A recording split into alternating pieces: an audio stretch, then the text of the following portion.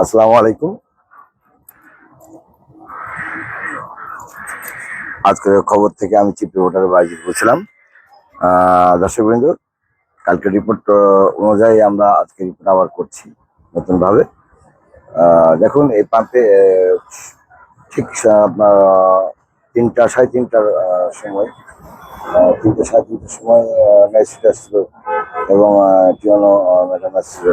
এসে বিভিন্ন যেগুলো গাড়ি ভিড় ভিড় হচ্ছে তাদের মধ্যে অধিকাংশ অনটেস্ট গাড়ি এবং তাদের তাদের কাছে ড্রাইভিং লাইসেন্সও ছিল না, যার কারণে প্রায় 17 জনকে প্রায় মামলা দিয়েছে, বিভিন্ন ক্যাটাগরি মামলা দিয়েছে ম্যাজিস্ট্রেট, ভ্রাম্যমাণ আদালত থেকে শুরু করে টিওনো থেকে শুরু করে প্রত্যেকটা প্রশাসনিক লোক আজকে এই পাম্প মোটামুটি ভাবে পরিচালনা করেছে। দর্শকবিন্দু, আপনাদেরকে আমি দেখাই চিত্র।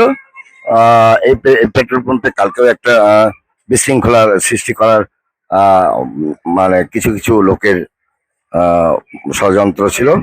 সেই ষড়যন্ত্র ভেঙে অন্তত সুষ্ঠু মতো তেল দিতে পেরেছে আইন শৃঙ্খলা বাহিনী ছিল এবং পাম্পের কিছু কিছু কর্মকর্তারা রাত ভরে প্রায় জেগেছিল। অত্যন্ত দুঃখজনক বিষয় বলতে চাচ্ছি আমি। দর্শকবৃন্দু, অল টেস্ট গাড়ি এই সময় এই যুগে মানে এই 25 সাল 26 সালের দিকে আসে না। আপনাদেরকে আমি আবারও বলি, আজকে রাত তিনটার দিকে আজকে সেরকম ভিড় ছিল, 3টা 4টা পর্যন্ত ভিড় ছিল রাত্রি।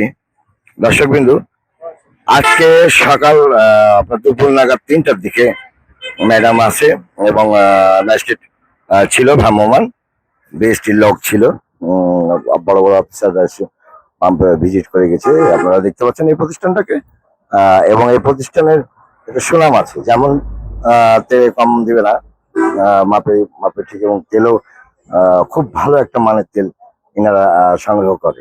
দর্শকবৃন্দু, আপনাদেরকে আরেকটা ইনফরমেশন দিই। দর্শকবৃন্দু, এই যে পাম্পটা পিছিয়ে দিচ্ছেন আমাদের, এই পাম্পের একটা সুনাম আছে। যেমন সরকারি তেল নেয় এখান থেকে, প্রায় সরকারি দপ্তরগুলো তেল নেয়। দর্শকবৃন্দু, কারণ একটাই, তেলের মান ভালো এবং তাদের আচরণ ভালো। তৃতীয় নম্বর কারণ হচ্ছে এই তেলে গুণগত মানের ভালো মানের তেল আসে বিধায় সরকারি প্রতিটা দপ্তরে, দিনাজপুর ডিস্ট্রিক্টের মধ্যে যতগুলো সরকারি দপ্তর আছে মোটামুটি, যেগুলো আর কি খুবই প্রফুল্ল কিংবা রানিং কিংবা পরিচিত, যেমন বিডিআর ক্যাম্প থেকে শুরু করে ব্যাংক থেকে শুরু করে প্রত্যেকটা সরকারি দপ্তরের তেল এই পাম্প থেকে সরবরাহ হয়, নেয়। ধন্যবাদ দর্শকবৃন্দু, আমার সাথে থাকার জন্য, আমার চ্যানেলে থাকার জন্য। আজকের খবর থেকে চিফ রিপোর্টার বাইজিৎ বলছিলাম। ধন্যবাদ আপনাদেরকে।